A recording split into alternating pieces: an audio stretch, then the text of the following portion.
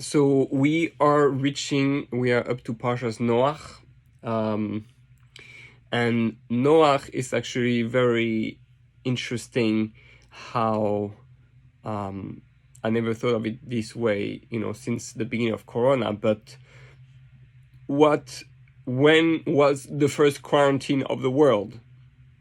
The first quarantine of the world was Noach going into the ark with his family.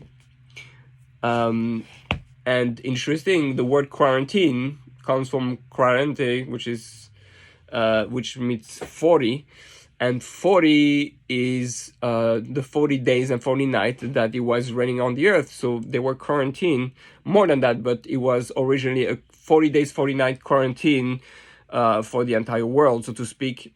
And Noach and his family had to go into the Teva.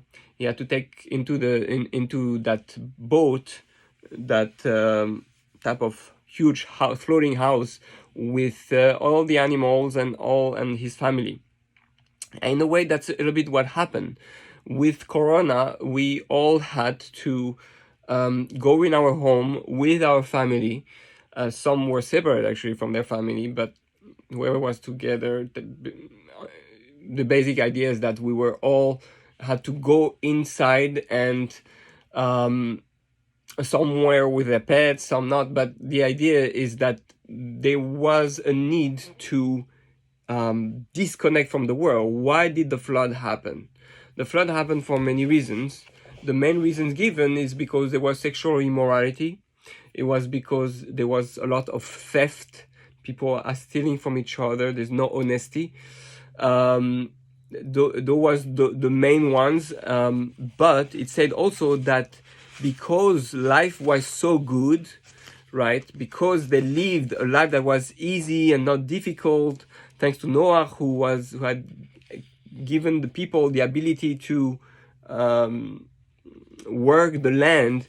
Life became easy, almost like in America or in those countries where everything seems to flow. And what happens when everything is nice, everything seems to flow, and everybody, can make money and it's easy? You forget about God. By the fact that people, even the seasons were easy, the physical world was working almost like a paradise. Before the flood, there was no real winter and summer, so everything was flowing, everything was nice.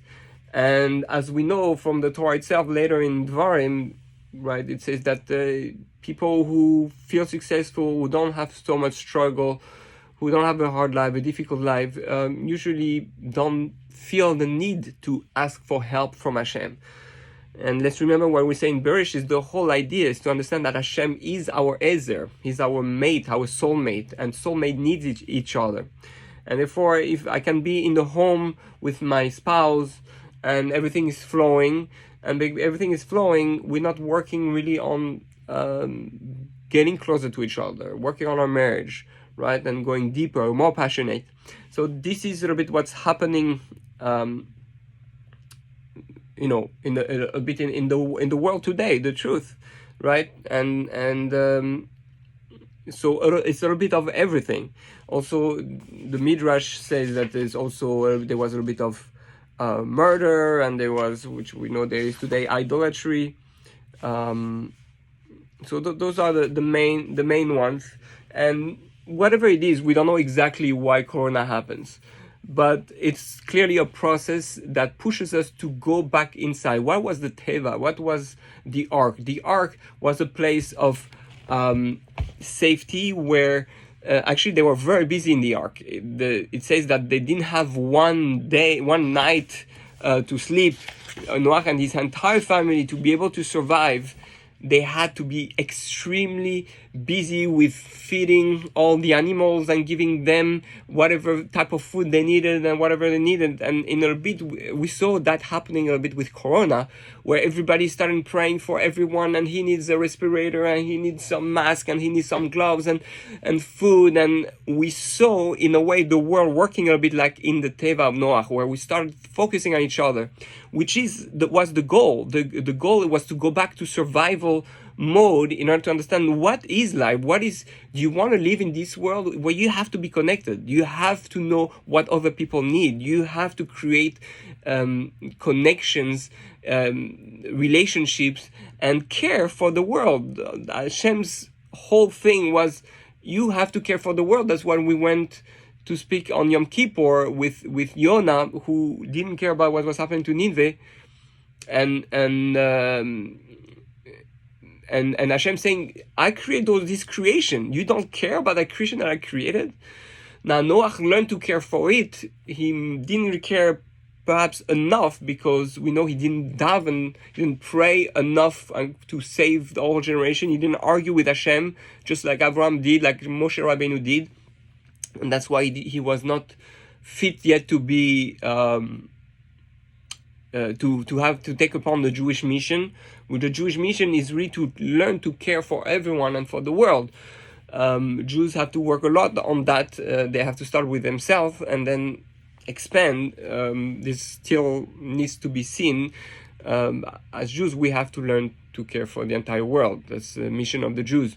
Now, but Noach was a righteous non-Jew, and he saved the world by focusing on every animals and everything that was happening in the ark, and that's what enabled him to survive and to by learning how to care.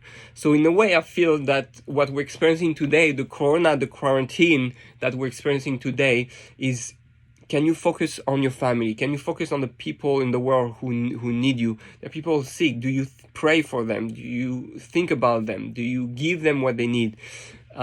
So I think it's very appropriate this year to understand Corona now during that second wave.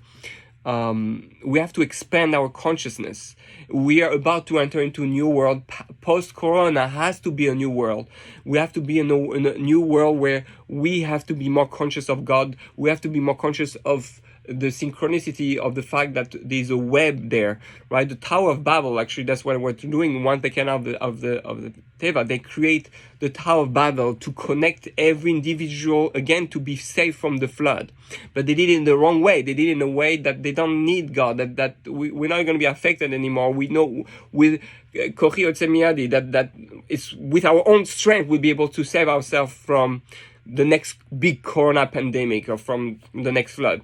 And Hashem is saying, what? This is how you unite. You're uniting the wrong way. You have to unite to be close to me. You have to unite by having me part of your unity. And in a way, this is a bit what we have to be ready for. We're going to go in a world that post-corona in a few months, hopefully. And we have to come out our houses, out in the world, in a way that we are more connected to humanity as a whole and to God. And we understand the events are part of God. And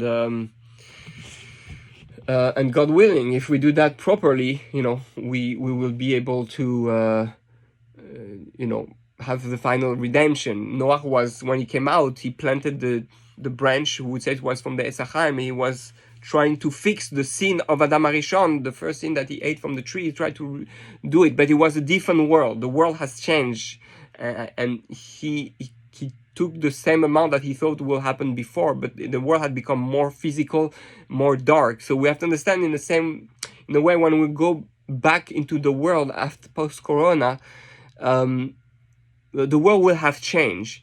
The physical forces are becoming stronger, and we have to fight even stronger on the spiritual level to be able to connect to God, and as if it was not easy yet already. But the truth is, we have to invest more. We have to go out of our way to be spiritually connected more than ever before, because otherwise we all gonna get drunk. We're all gonna get drunk with this world, and we're gonna lose track of our true purpose here as human being.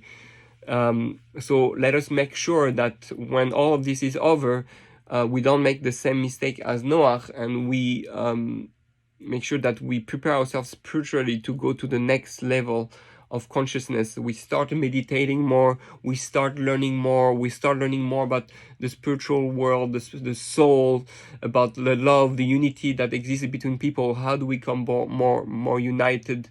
Requires a tremendous work on character traits. So we have to work on our character traits and on our spirituality.